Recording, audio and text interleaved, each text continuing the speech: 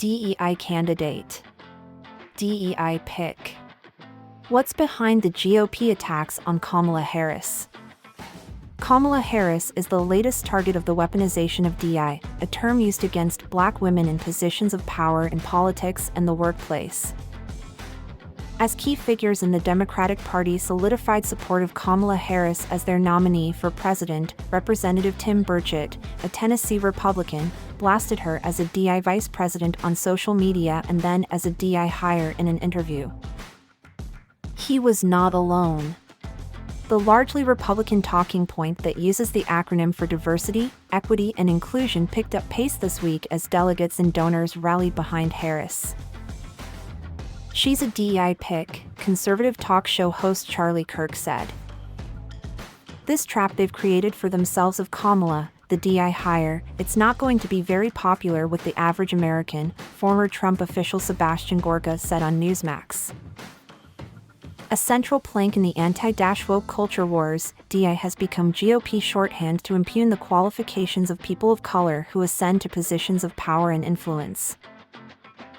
Unfortunately, it has become common for some conservatives to attempt to discredit, demoralize, and disrespect leaders of color by labeling them diversity hires, or otherwise misappropriating the language of diversity, equity, and inclusion as thinly veiled racist insults, Mita Malik, author of Reimagine Inclusion who runs DEI at Carta, wrote in Fast Company.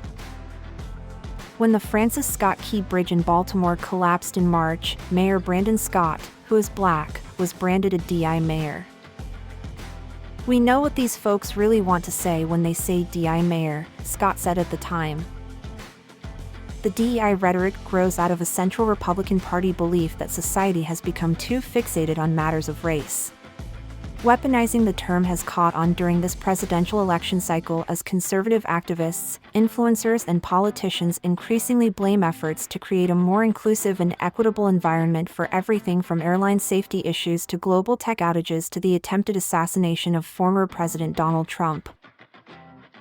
Now the chief target is Harris, the nation's first multiracial and woman vice president who is poised to top the Democratic ticket in a country bitterly divided by cultural issues around race and gender. Most Americans support DEI programs. The attacks on Kamala Harris as a DEI candidate are just further evidence of how out of touch they are with most Americans, said Alvin B. Tillery Jr., director of the Center for the Study of Democracy and Diversity at Northwestern University.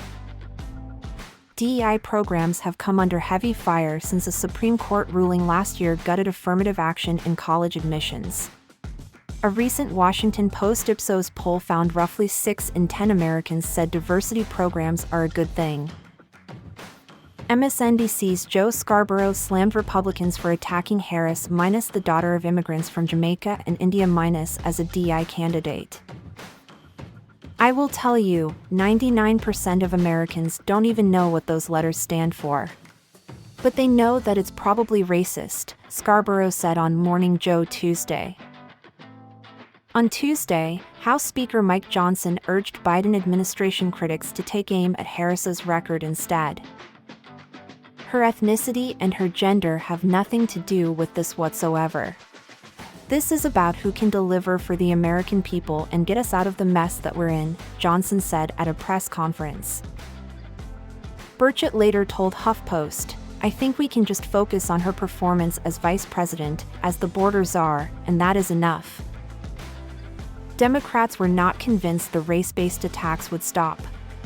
Those attacks were the most common form of criticism of Harris on the social media platform X, accounting for 19% of all mentions Sunday after President Joe Biden endorsed her candidacy, according to an analysis from data firm Peak Metrics.